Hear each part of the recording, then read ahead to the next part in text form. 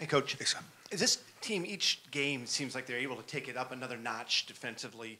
What did you guys learn 2 weeks ago against this Michigan State team that's going to help them on Saturday in East Lansing? I think the biggest thing, facing them for the first time, which this group did, is understanding their speed and how fast they get the basketball out. It's really hard to practice. So I do think they were able much better to get back and get set in the second half against them. They're even faster at home, so I think that's going to be our biggest challenge for Saturday. And for reinforcement of something like that, is it easier when you're playing a team just 2 weeks later because it's so burning in their memory? Yeah, absolutely. I mean, I think I think just playing them in general before really helps, but obviously just being last week or 2 weeks ago definitely. I think it's a little bit more fresh in their minds, definitely. I know it's a short period of time since that last game, but it seems like maybe a lot has changed on your guys' end, especially the way the last game went and the time between then and now. How different do you think your team is, going into this game than they were the last time you played Michigan State a week or two ago? Really not that much different. I think, I knew growing pains were going to happen the first time we saw certain teams, Purdue being one of them, Michigan State being one of them, Iowa being one of them.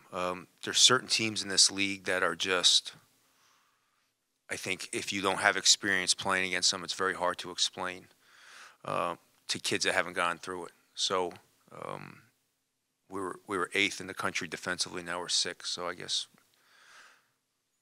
we're a little bit better. I'm not sure. How do you feel just overall, just about the progress? I mean, obviously the team can always improve, but how do you feel about where this team is right now? Are you pleased with the progress that's been made? Yeah, I mean, I think I've said it all year. I think Deshaun and Jamie and John, I think these young guys I'm more excited about the future than I was 6 months ago when they first got on campus. I think they're making great strides. And again, I think all the new guys are kind of understanding what we do defensively. Offensively, I don't think we're ever going to be a juggernaut just because of some of the pieces that we lost early and, being a little bit young at some positions and being new to an offensive system. But I'm very pleased with the way these guys have worked. Their attitude's been great. So we've still got 10 more games, to go. So it's 2 months left of the season. Another question about Jameer, just the way he's played on the court, but also just the leadership he's had. And I know there's been a few points where he's said, stick with us, stay with us. And I think maybe you said it as well. But, having Jameer on this team, what does Jameer mean to this team? And where would you guys, be without Jameer? Jameer's been pivotal to help us kind of get to establish what we're trying to do in this program. He's been everything. He brings it every day in practice. He brings a great attitude every day in practice. He's been great helping us with the recruits. Jameer's been awesome. How have you seen Jameer and Mike Jones, knowing the connection they had from back in high school? Have you seen their chemistry develop at all, and what have you seen from that when you brought in Jones? I Is haven't. This what you expected? You haven't been. I haven't really paid attention. I don't really pay attention to that kind of stuff. Sorry. Fair enough. Referencing the defensive numbers, both Jameer and Juju just mentioned that defense is the identity of this team. I think you'd agree. How do you get players to buy in so much on the defensive end, even though it might not necessarily be as flashy as some of these other styles of play? I think each team is uniquely different, and especially in today's age of college basketball, college football. I think your team's identity is going to change year to year dramatically. And I think with some of the pieces we added, we got much tougher than we did last year. We lost some shooting, we lost some skill, skills at certain positions, but we added some toughness. And I think it just took this team a while to kind of figure out what's the one thing that they're going to be able to rely on game in, game out. And I think for the most part, I have a simple philosophy. If you play hard and you do what I want, I'll let you shoot any shot you want to do. So they kind of like that. How have you seen Dante's play improve from the beginning of the season to where he is now, being a consistent shooter and then on both sides of the floor? I think for the most part, most of our struggles early were because of Dante. I can put it all on him. It wasn't my fault at all. It was really all Dante's. He had a major change to go from a power forward to a small forward. That was major. It doesn't seem like much, but everything that he was used to last year from a defensive standpoint, from an offensive standpoint, changed. And because of our injuries early on, to Cal, to Jordan, and obviously Chance, we were not able to really smoothly transition him and give him enough reps for him to be comfortable early in the season. And I think what you saw early in the season was a lot of confusion of what he was trying to figure out from moving from 4 years of a power forward, and even I think his sophomore year he played some center, to now moving into a strictly perimeter player. And that was a lot for a fifth-year guy to have to try to transition. And I think what you're seeing now is Dante's very comfortable. He's playing at a high level, and both offensively and defensively, and because he's much more comfortable in what he's doing, he's playing much better. So that's a long answer, as I screwed him up early in the year. Coach, opposing teams against you guys are shooting nearly 8% worse from three in the second half than they are in the first half against you guys. What do you sort of take away from that stat? I have a great halftime speeches. No, we watch film at halftime. So, and I've gotten used to utilizing the film in the huddles, which I think is great.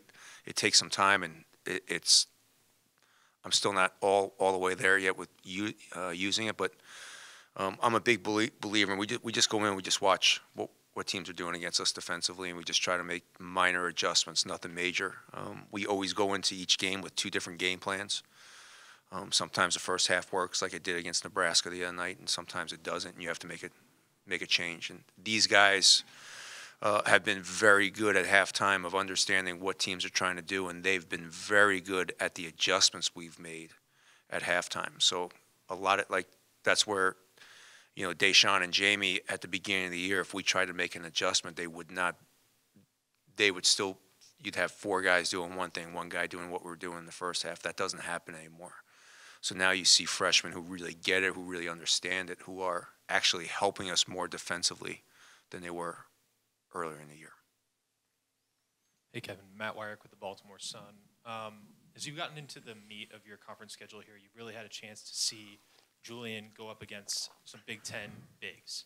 And the results in the paint have been largely impressive. How pleased have you been with his play under the rim down below and in the post as well, and how it's kind of developed since last season?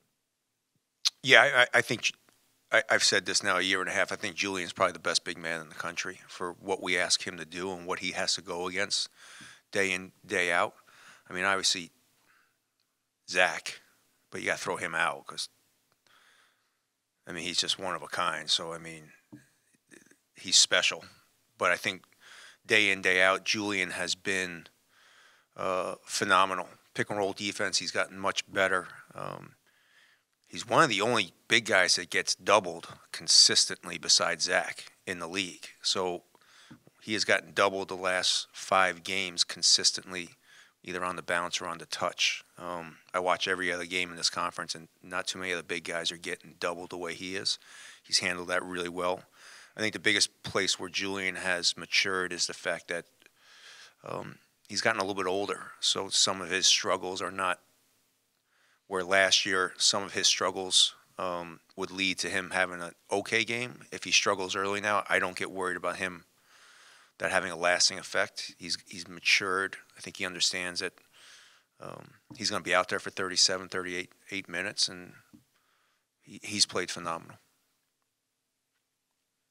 Kevin, you talked a bit about Deshaun and Jamie's progress over the course of the year, and I think earlier you mentioned how it might be a bit hard for them to adjust just in terms of having older players and more experienced players with the COVID rules.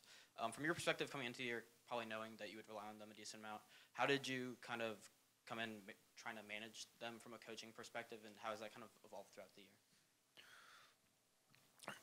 I mean, I would say just patience. I kind of said it and no one listened, but I kind of knew we were going to struggle early just because of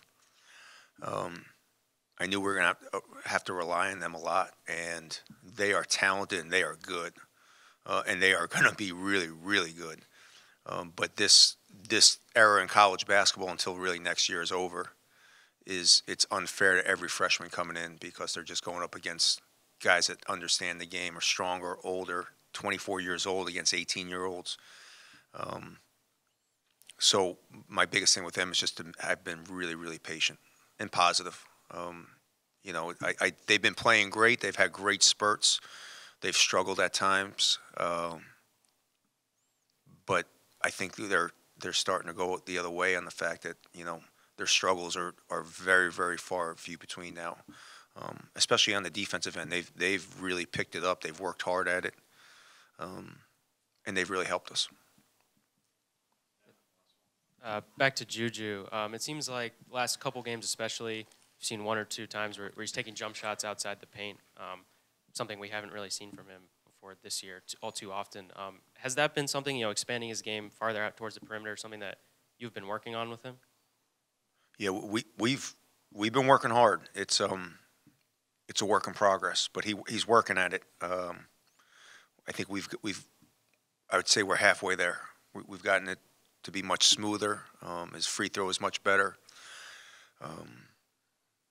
But that's eventually something that, you know, he's going to have to do, not only for, you know, what I'd love to see him do it, absolutely, but for his future. But he also knows where his bread and butter is. So, you know, he enjoys being down low. He's one of those rare kids that understands he can expand his game, but he likes being down low. Thanks, everybody.